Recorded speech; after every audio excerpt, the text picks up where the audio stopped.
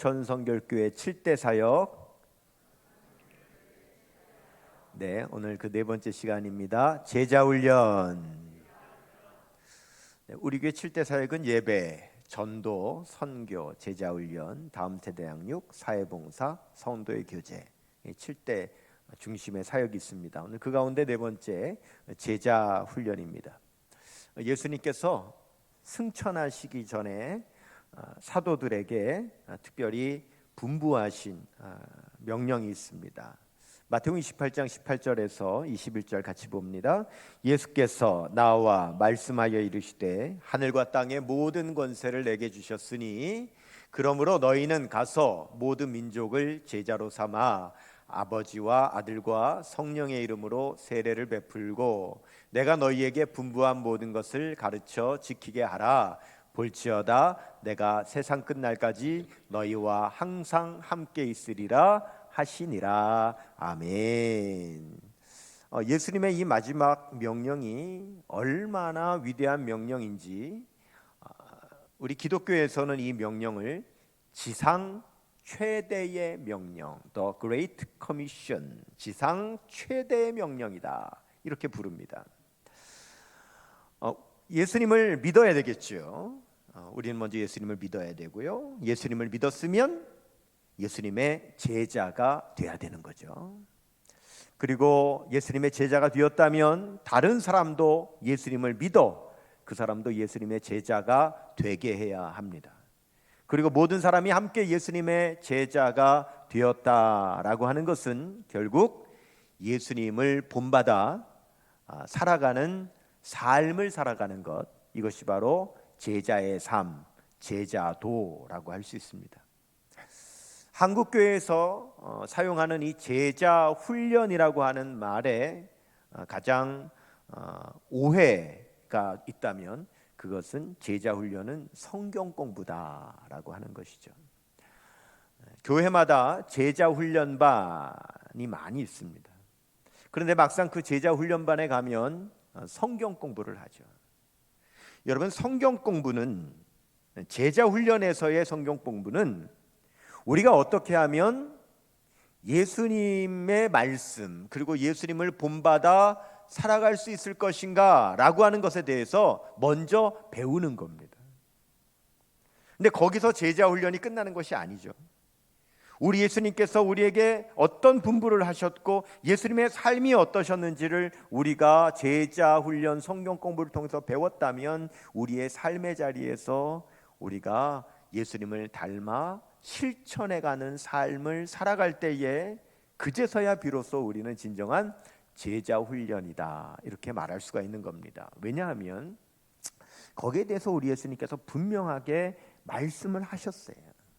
마태복음 7장 21절에서 23절 보시면 같이 봅니다. 나더러 주여 주여 하는 자마다 다 천국에 들어갈 것이 아니요 다만 하늘에 계신 내 아버지의 어떻게 해요? 뜻대로 행하는 자라야 들어가리라. 계속요.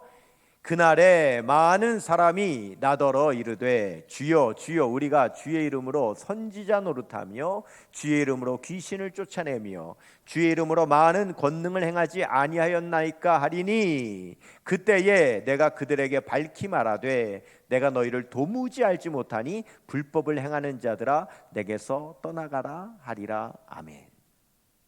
분명 예수님을 믿은 사람인데, 분명 이 사람들 자칭 제자라고 하는 사람인데 예수님께서는 도무지 알지 못한다, 내게서 떠나가라 하신다는 겁니다.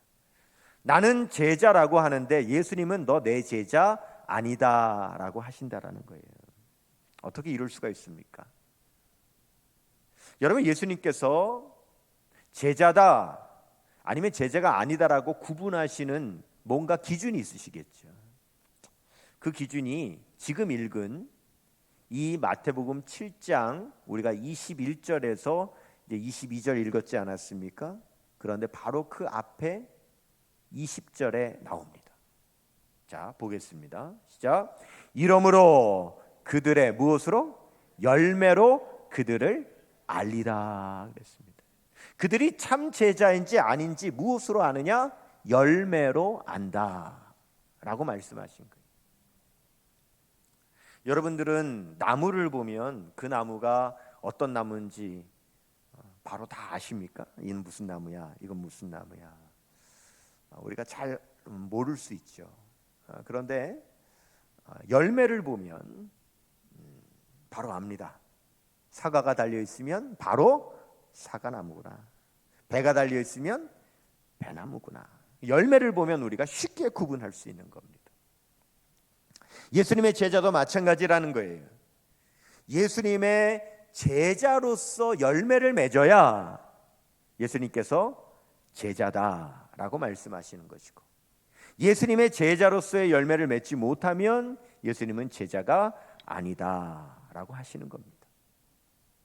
아무리 배나무라고 우겨도 거기에 배 열매가 열리지 않고 다른 열매가 열리면 절대 배나무라고 할 수가 없는 것이죠.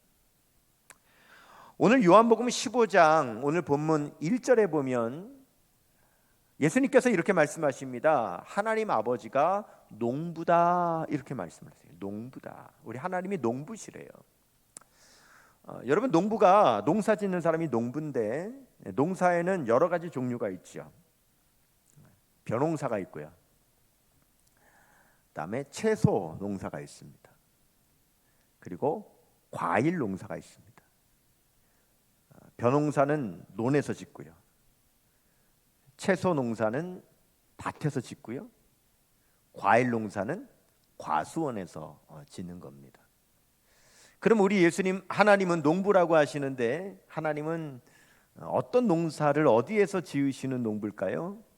오늘 여러분 요한복음 15장 1절 같이 읽겠습니다. 시작.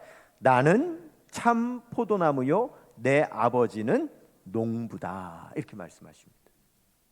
하나님이 농부신데 어떤 농부시냐면 과일 농사를 짓는 농부십니다. 어디에서? 과수원에서. 더 구체적으로 말하면 포도원에서 포도 농사를 짓는 농부다, 이렇게 말씀을 하시는 거예요.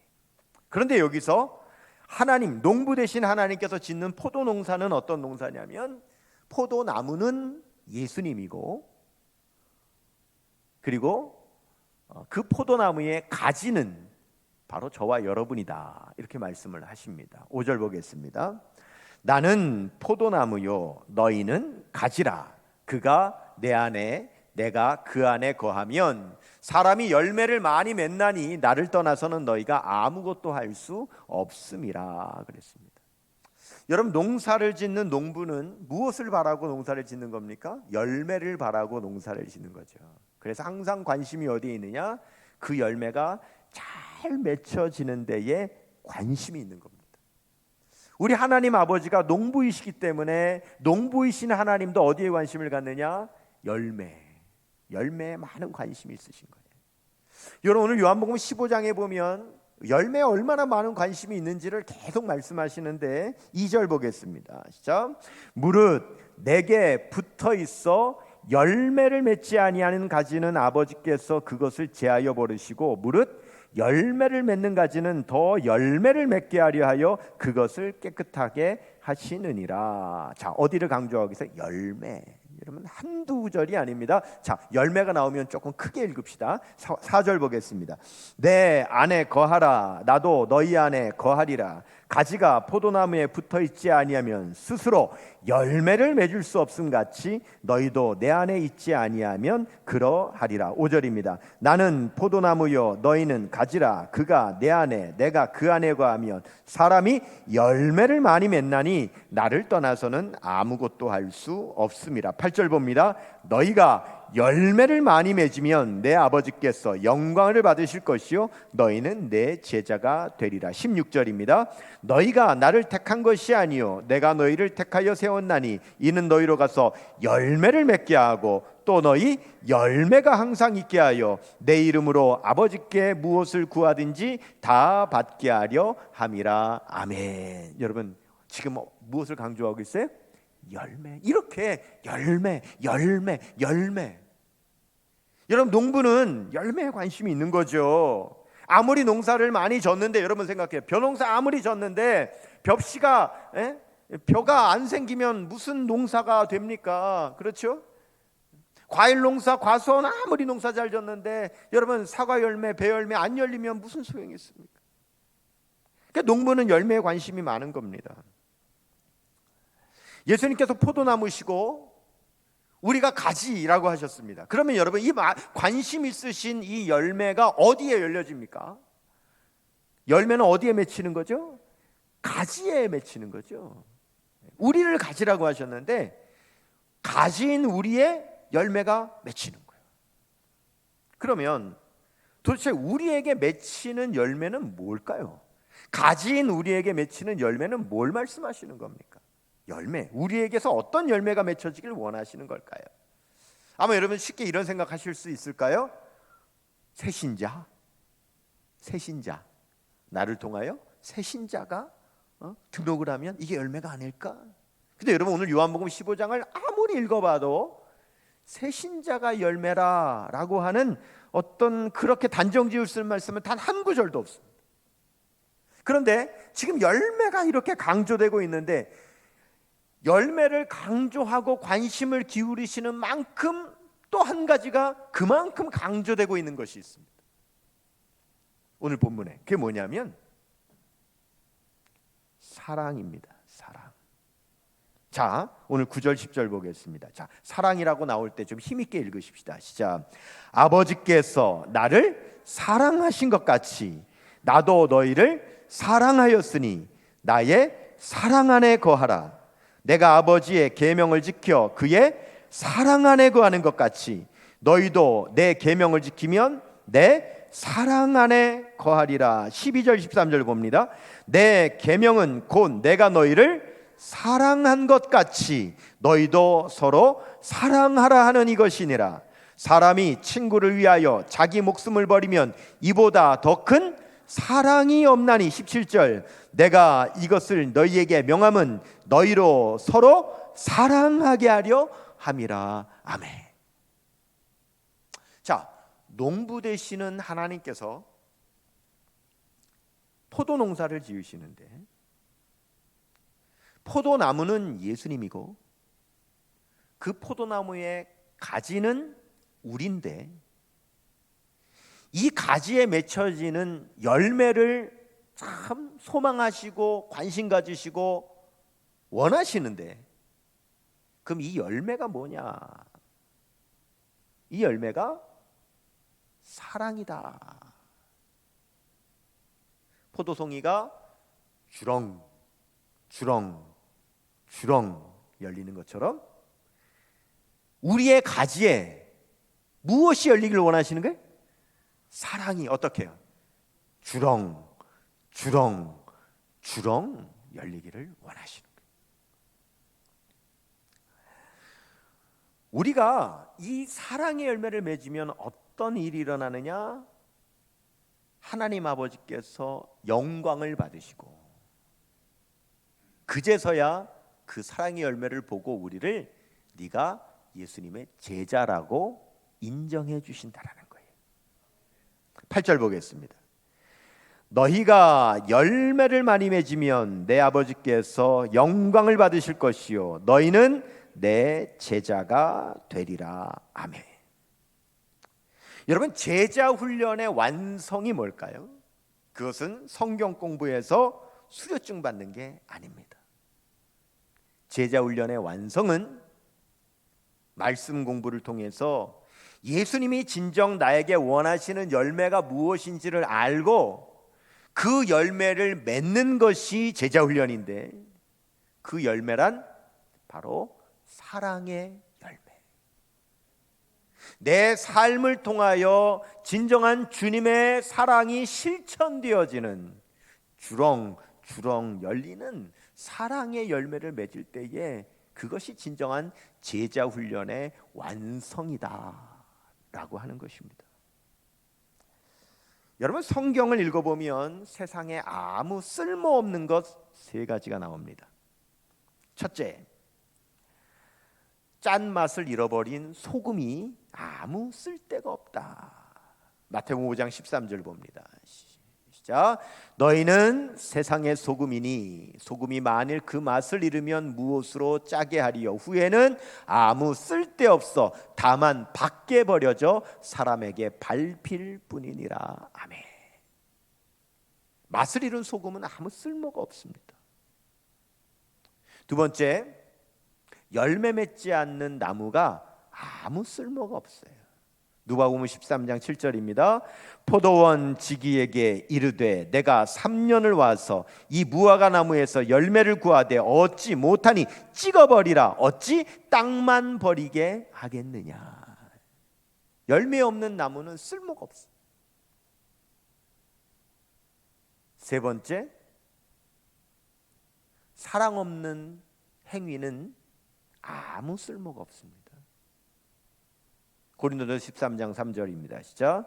내가 내게 있는 모든 것으로 구제하고 또 내 몸을 불살하게 내어줄지라도 뭐가 없으면, 사랑이 없으면 아무 유익이 없느니라. 그랬어요. 그러면 우리가 이 사랑의 열매를 맺어야 참된 주님의 제자가 되는데, 이 사랑의 열매를 우리가 어떻게 하면 맺을 수 있느냐라고 하는 것이죠. 그런데 그 비결이 의외로 너무너무 간단합니다. 너무 간단해요. 물론 쉬운 건 아니지만 어렵지도 않습니다. 오늘 예수님께서 말씀하십니다. 요한복음 15장 4절 같이 봅니다. 시작. 내 안에 거하라. 나도 너희 안에 거하리라. 가지가 포도나무에 붙어있지 아니하면 스스로 열매를 맺을 수 없음같이 너희도 내 안에 있지 아니하면 그러하리라. 아멘. 여러분, 가지에서 열매를 맺는데 이 가지가 열매를 맺으려고 어떻게 하면 내가 열매를 맺을 수 있을까, 거기에 애쓸 필요가 없는 거예요. 가지는 열매에 관심 둘 필요가 없는 거예요. 가지는 뭐만 하면 돼요? 본 나무에 붙어만 있으면 돼요. 본 나무가 누구십니까? 예수님. 예수님에게 붙어만 있으면 된다는 거죠. 우리 어떻게 해서든지 예수님에게 붙어 있으려고 해야 되는데, 저기 이제 나무가 있는데요. 이제 꽃나무지만, 여러분 저기서 가지 하나를 꺾어 보겠습니다. 가지를 꺾으면 가지는 죽지만 나무는 여전히 살아있죠. 그렇죠? 네, 그것은 본 생명이 가지에 있는 것이 아니라 본 생명이 나무에 있다 라고 하는 걸 알 수 있는 겁니다. 즉, 본 생명이 가지인 우리에게 있는 것이 아니라 나무인 예수 그리스도에게 있는 거죠.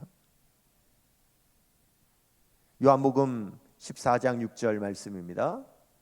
예수께서 이르시되 내가 곧 길이요 진리요 생명이니 나로 말미암지 않고는 아버지께로 올 자가 없느니라. 아멘. 예수님께서 오늘 포도나무를 말씀하시는 건 다 비유지요. 그렇죠? 우리를 깨닫게 하시기 위한 비유로 하나님을 농부라고 비유하시고, 예수님을 포도나무라고 비유하시고, 우리를 가지라고 비유하시고, 그 가지에 달리는 열매도 비유하신 겁니다. 이것은 뭘 말씀하시는 거냐면, 우리가 어떻게 하면 하나님께 영광을 돌리고 우리가 어떻게 하면 예수님의 참 제자가 될 수 있느냐라고 하는 것에 대한 비유의 가르치심이라는 거예요.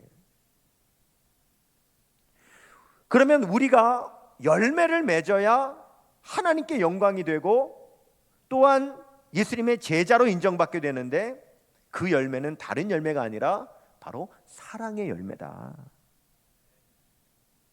진정 나를 통하여 예수님의 사랑이 그가 느껴질 수 있도록, 아, 예수님의 사랑이 이러한 것이로구나, 아, 저가 나에게 지금 보여주는 사랑은 그 사람의 사랑이 아니라 그도 받은 예수님의 사랑이 바로 이런 것이로구나 라고 깨달아질 때에 그제서야 예수님의 제자로 인정받게 된다는 겁니다. 이는 그 사랑과 생명의 근원이 예수님이시며 우리가 예수님에게 온전히 붙어 있을 때에만이 예수님으로부터 사랑과 생명을 공급받아야만 우리에게서 진정한 열매가 맺혀질 수 있다는 사실을 우리에게 오늘 깨닫게 하시기 위해서 이 비유를 말씀하시는 거죠. 열매를 맺으려고 했을 것이 아니라 예수님께 붙어 있어 예수님으로부터 사랑을 공급받고 예수님으로부터 생명을 공급받는데 힘쓴다면 열매는 저절로 맺히는 거죠. 여러분 보세요. 공급받는 사랑이 없는데 내가 사랑하려고 애쓴들 그게 얼마나 되겠습니까? 금방 드러나는 겁니다. 무엇과 같아요? 고린도 13장 3절에 내가 내게 있는 모든 것으로 구제하고 내 몸을 불살하게 내어줄지라도 뭐가 없어요? 사랑이 없으면, 공급받는 사랑이 없는데 여러분 얼마나 드러나겠습니까? 금방 미천 드러나는 겁니다. 처음에는 조금 잘할 수 있을지 몰라요. 내 체면으로, 그렇죠? 내 성품으로 조금은 잘할 수 있을지 몰라요. 그러나 사랑을 공급받지 못하면 안 되는 거예요. 우리는 예수님께 붙어 있어서 예수님으로부터 끊임없이 생명과 사랑을 공급받아야 우리가 사랑의 열매를 맺을 수 있게 되는 줄로 믿습니다. 저는 포도 농사는 잘 몰라요. 포도 농사 짓는 곳에는 있어 보지 못했지만 제가 10년 동안 농촌 목회를 30대 10년을 농촌에서 목회하면서 늘 농부들의 농사 짓는 모습을 참 보면서 그 안에 놀라운 말씀의 진리가 참 들어있다라고 하는 것을 늘 깨닫습니다. 그래서 저는 이렇게 생각하거든요. 저에게 있어서 제2의 성경은 자연이다 이렇게 생각합니다. 자연이 논밭이 제2의 성경이다라고 할 정도로 참 거기서 오는 하나님의 은혜가 많아요. 예수님도 다 비유를 그렇게 하셨대. 들에 핀 백합화를 보라, 공중에 나는 새를 보라 하시면서 자연을 통해서 우리에게 하나님의 뜻을 전해주신단 말이죠. 그러니까 제가 늘 이렇게 성도님들 밭에 다니며 신방을 하면서 거기에서 주시는 말씀의 놀라운 은혜들이 얼마나 많은지 몰라요. 늘 신방을 다니죠. 여러분 제가 이제 다녔던 그 이제 신방하는 밭들은 주로 이제 뭐 꽃농사를 많이 지셨고요, 감자 농사, 배추 농사 뭐 이런 거 많이 지셨어요. 제가 사진 한 장 보여드릴까요? 네, 그러니까 꽃밭, 화해 꽃 농사 짓는 거기서 제가 이제 신방하면서 저런 밭이 수만 평씩 펼쳐져 있는 거죠. 꽃은 저렇게 비닐하우스를 치고 농사를 짓는 거예요. 또 이제 성도 이제 제가 신방 가는 거예요. 배추밭에도 늘 자주 신방을 가는데 대관령은 고랭지 배추가 유명하니까요. 배추가 많은데 한번 볼까요? 네, 배추밭이죠. 이런 데를 다 신방을 다니는 거예요. 그런데 제가 이제 됐습니다. 사진은요. 제가 저런 모습을 보면서 굉장히 깨달은 은혜 가운데 하나가 뭐냐면 배추가 있어요. 이렇게 배추가 쫙. 그다음에 제가 있는 사택 텃밭에 상추를 키웠어요. 따 먹으라고. 근데 이렇게 자라는 모습을 이렇게 보면 배추하고 상추하고 달라요. 배추는 결구 채소라 그래요. 결구 뭡니까? 자꾸 이렇게 자라면서 뭉쳐요. 단단하게 배추가 뭉쳐져서 이렇게 동그랗게 이렇게 되는 거, 결구된다 그래요. 그래서 여러분 뭐 양배추 같은 거 있죠. 양배추 이런 거 그러니까 결구 이게 자꾸 이렇게 모여져 가지고 동그랗게 단단하게 모여지는 거 이제 결구 채소라고 하는데, 배추는 커지면 커질수록 어떻게 되냐면 하나가 돼요. 단단 단단하게 뭉쳐요. 단단하게요. 상추는요, 자라면 자랄수록 각자 자라요. 상추는 각자. 커져도 각자.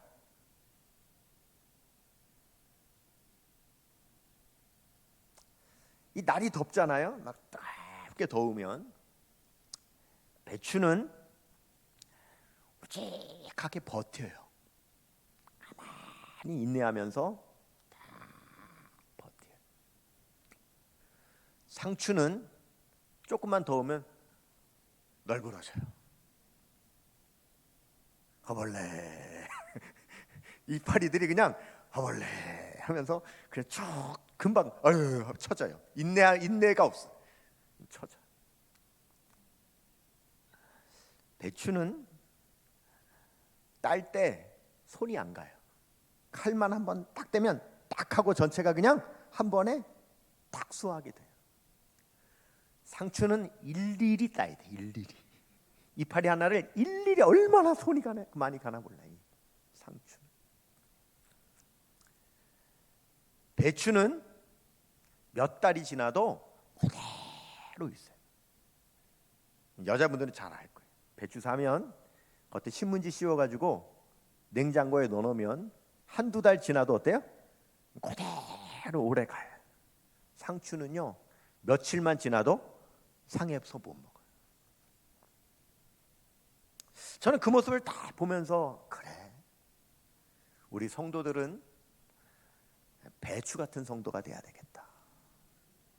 상추 같은 성도 말고 배추 같은 성도가 돼야 되겠다. 여러분, 교회가요, 성도들이 모이면 모일수록 하나가 되어서 단단하게 이렇게 뭉쳐지는 이런 교회가 돼야 돼요. 아멘입니까? 말씀 중심으로 해서 다 뭉쳐져야지. 그냥 각자 그냥 나 잘났다고 그냥 각자 그냥 하면 안 돼. 배추는 여러분 보세요. 겉에 잎만 보이지 속에 잎은 하나도 안 보이죠. 상추는요, 다 보이죠. 속에 요만한 것까지 다 보여. 자기 잘났다고 다 드러내야 돼. 어쨌든 나를 다 드러. 그런 교회가 아니라 하나가 돼야 되는 거죠. 이렇게 다. 살다 보면 어려운 일이 있을 수 있어요. 그럴 때 배추처럼 오직하게 인내하며 변함없이 견뎌야 돼요. 조금만 힘들다고 이리 자빠지고 저리 자빠지고 일이 늘어지고 저리 늘어지고 이러면 안 돼요. 그리고 여러분, 성도가 손이 잘 안 가는 성도가 좋은 성도예요.